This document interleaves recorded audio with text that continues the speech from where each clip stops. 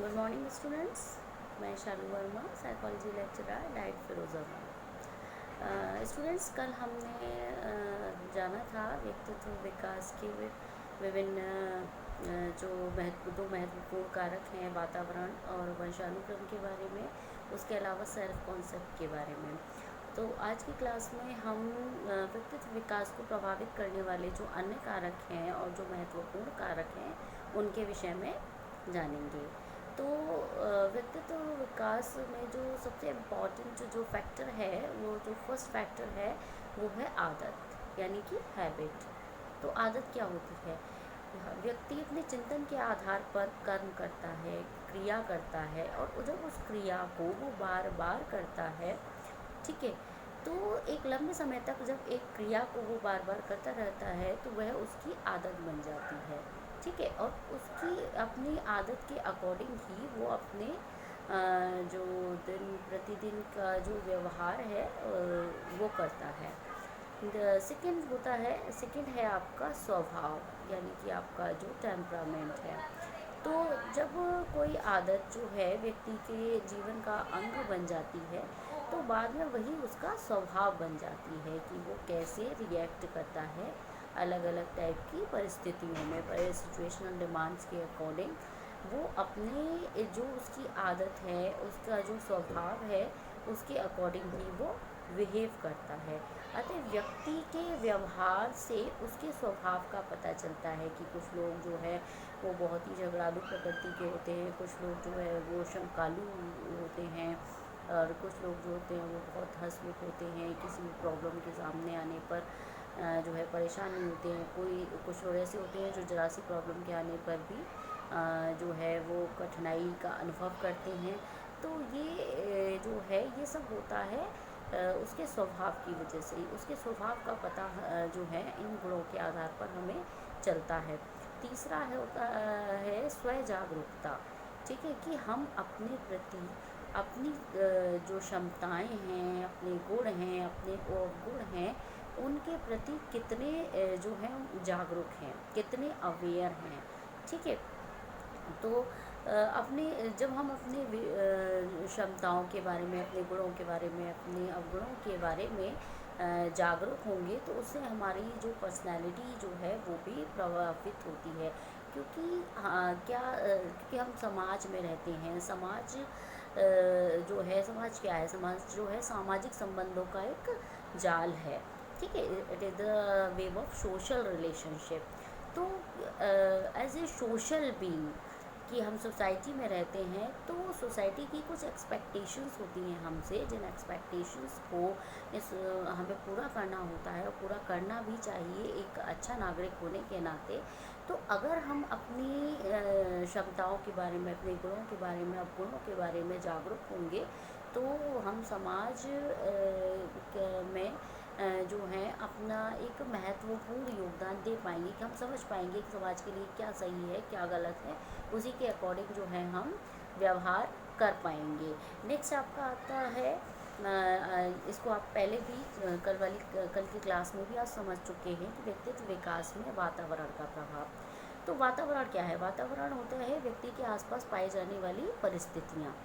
तो व्यक्ति के आसपास पाई जाने वाली जो परिस्थितियाँ होती हैं, उन्हें हम वातावरण कहते हैं।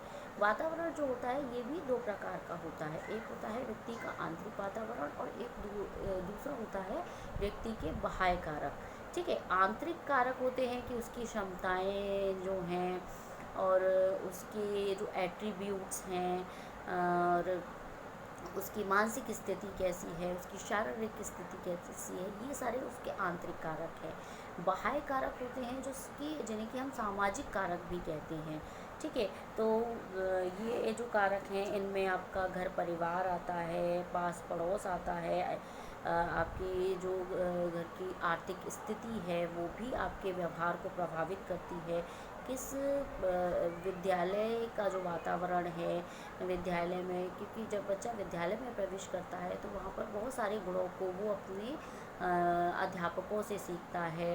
अपने संगी साथियों के साथ शेयरिंग करना, उनके साथ खेलना, टीम भावना, ये सारी चीज़ों को भी बच्चा जो है वो सीखता है।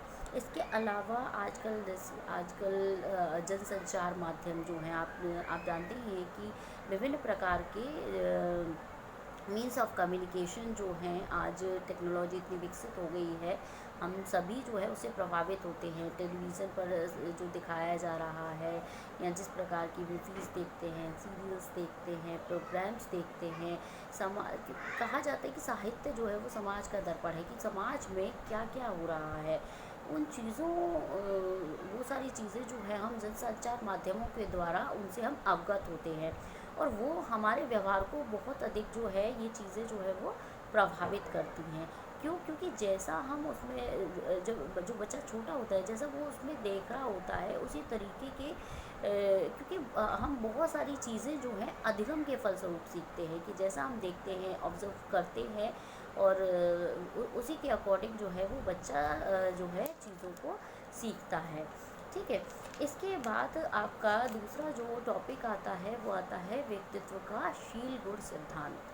तो व्यक्तित्व का शील गुण सिद्धांत के बारे में भी मैंने आपको ट्रेट्स के बारे में कल बताया था, कि ट्रेट्स जो हैं वो ऐसे स्थायी गुण होते हैं जिन पर व्यक्ति जो है वो दूसरे व्यक्तियों से भिन्न होता है।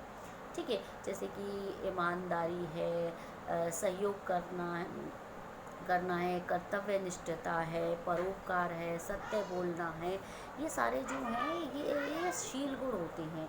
ये व्यक्ति जो है इन शील गुणों के आधार पर एक दूसरे से भिन्न होते हैं। ये सिद्धांत ये कहता है कि व्यक्तित्व की जो संरचना है विभिन्न प्रकार के शील गुणों से मिलकर होती है। ठीक है। और शील गुण जो है व्यक्तियों में विभिन्न मात्रा में विद्यमान होते हैं, जिनके आधार पर व्यक्तियों के व्यवहारों की व्याख्या की जा सकती है। तो अब प्रश्न ये उठता है कि वो शील गुण है कौन कौन से, ठीक है, जो कि व्यक्तियों में पाए जाते हैं, या जिनके आधार पर जो है व्यक्तित्व की संरचना की व्याख्या जो है वो की जा सकती है। तो इस पर काफ़ी सारे मनोवैज्ञानिक हैं जिन्होंने रिसर्च की है, और उन्होंने काफ़ी सारे अध्ययन करने के बाद उन्होंने 5 प्रकार के शील गुण जो हैं वो बताए हैं। ठीक है।